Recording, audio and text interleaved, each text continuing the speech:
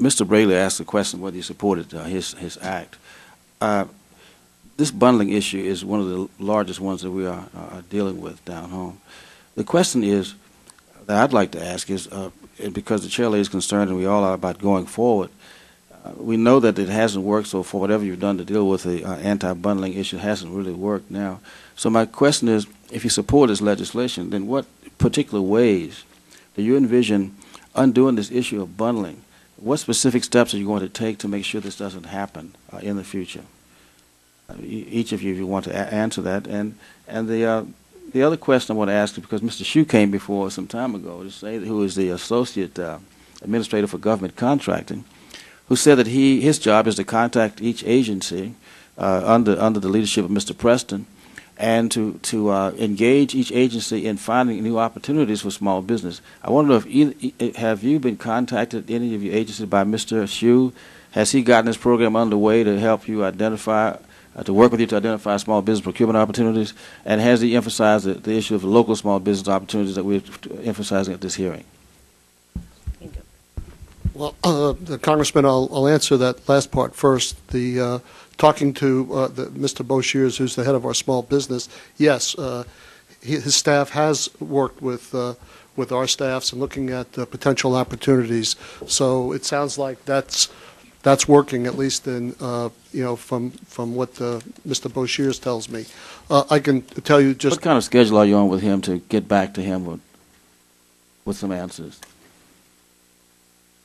It's an ongoing dialogue, and I would expect, frankly, that it would be, because what we'd be interested in is in continuing evolution to continuously identify those capabilities.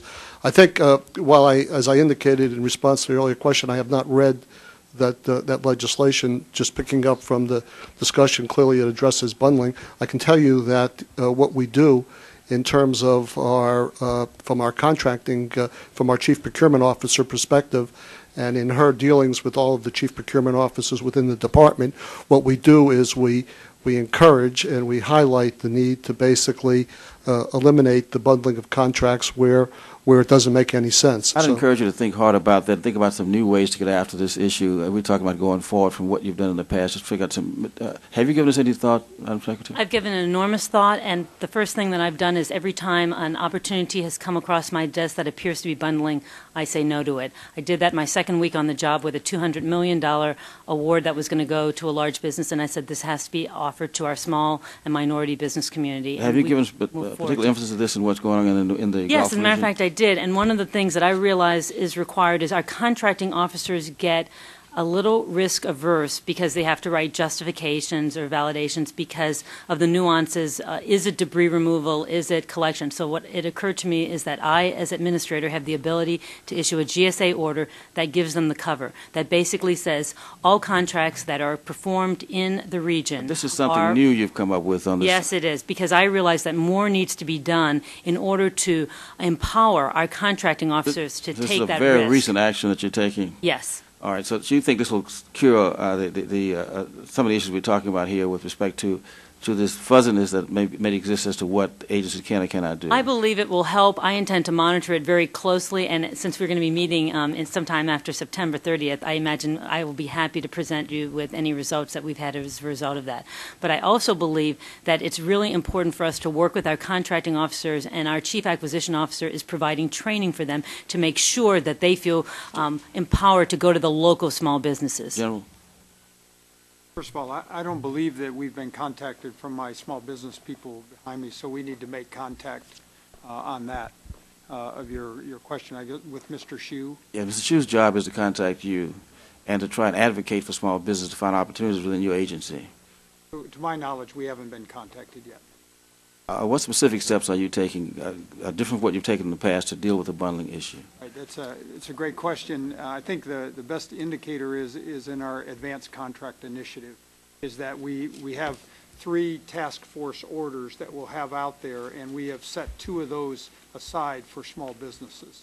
And that is because the theory before was get someone that has the total capacity to do it, and in all different phases of it. But now we're breaking it up so that it may be on a parish by parish level that it's worked. So we're carving that out and taking those things apart, and we'll apply them as the small businesses have capacity. Finley? Yes, sir, Congressman Jefferson. We have a regular discussion ongoing with the small business. Mr. President and myself stay in touch, a couple times every couple weeks.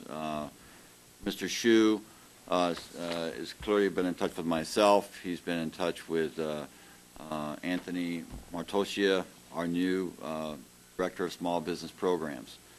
This particular subject matter has come up. We in the DoD have been streamlining and simplifying our acquisition processes on a grander scale, and as it comes into small business programs, we're putting in metrics and our acquisition strategies to have checks and balances to eliminate bundling. We're fundamentally opposed to this. We want more governance. Something new? Is this a new procedure that you're talking about, something you've been doing all the time? Metrics are new, yes, sir.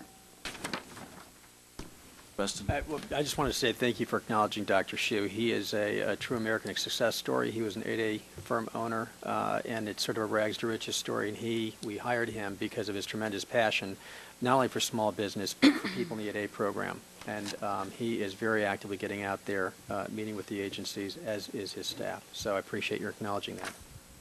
Is he getting the results out of his work?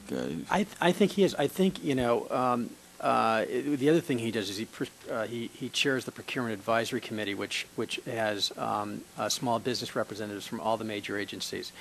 And I can tell you, the deputy or I are at all those meetings, or at least a portion of them. Paul, Dr. Hsu, chairs them.